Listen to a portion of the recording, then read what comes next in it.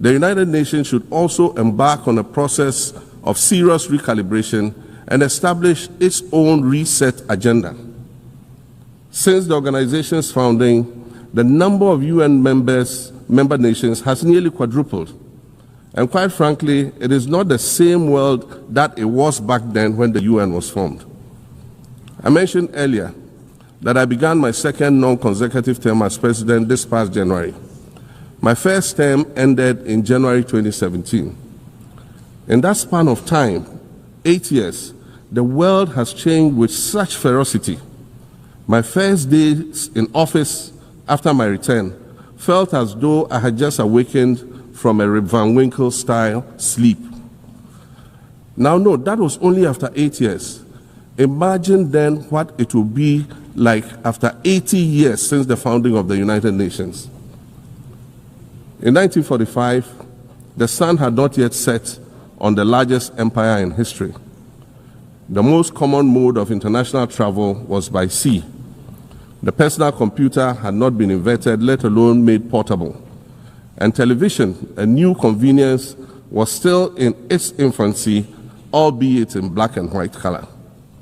Relations between the US and the Soviet Union were turning frosty, with Winston Churchill declaring that an iron curtain has descended across the European continent. Fast track 80 years on. In today's world, hundreds of thousands of commercial flights take off and land every day. Libraries have been digitized so that volumes of literature can exist on a small device, small enough to fit inside your pocket. We live in a world of cryptocurrency, artificial intelligence, social media, the internet and its dark hidden dungeon of the dark web, all of which carry a potential threat to global peace and security. Climate change is real, and we're fighting a losing battle against the loss of Maldives and other island nations to the rising sea level, against the loss of Timbuktu to desertification and the Amazon forest to global warming and deforestation. Madam President, the UN Founding Charter is outdated when it comes to representation in this August Assembly. The most powerful post-World War II nations are still being rewarded with an almost totalitarian guardianship over the rest of the world.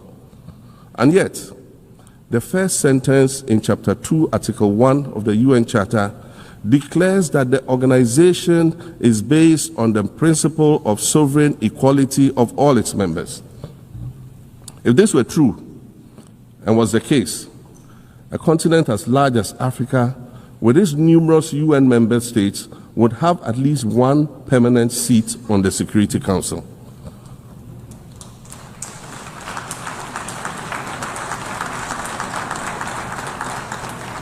Furthermore, we believe that veto power should not be restricted to only 5 nations, nor should it be absolute. There must be a mechanism in this House for the General Assembly to challenge a veto. No single nation should be able to exercise an absolute veto to serve its own interests in a dispute. In 1995, during the 50th anniversary of the United Nations, Nelson Mandela stood in this very spot, and he said, "The United Nations has to reassess its role, redefine its profile, and reshape its structures. It should truly reflect the diversity of our universe and ensure equity among the nations in the exercise of power within the system of international relations in general and the Security Council in particular." I close quotations.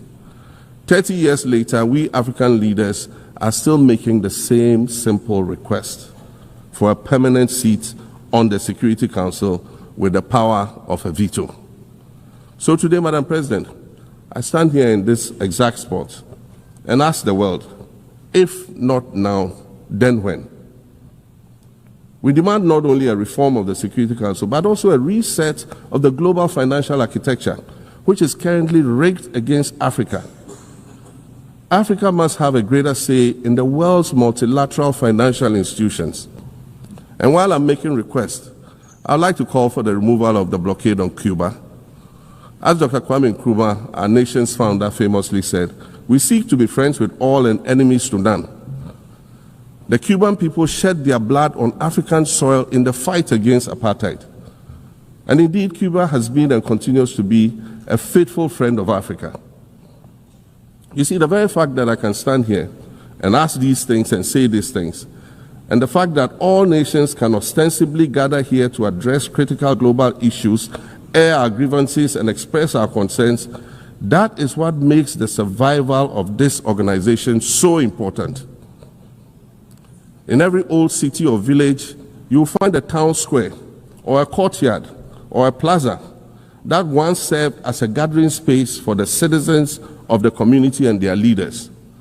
Meetings and celebrations were held there, as were trials and elections. And these were spaces that brought people together and held them together as a community. Sadly, time and technology have eroded these spaces. Madam President, in many ways, the United Nations is the proverbial town square of our modern global village. And it has never been more critical for us to protect this one space that brings and holds the world nations together as a community. The internet, social media platforms, and artificial intelligence offer us the illusion of connectivity, when in fact what they do is reinforce isolation by using algorithms that ensure that we do not receive new ideas and perspectives, but rather more of the same content. We are served alternative facts and manipulated images, making it easy to disseminate disinformation and sow seeds of division amongst communities. Madam President, these are dangerous times. Our world is currently experiencing a rise in nationalism and economic instability. There's a general breakdown of multilateralism. Various acts of aggression have been committed against the sovereignty of others, and nations are attempting to circumvent the very safeguards that were put in place to prevent large-scale global conflict.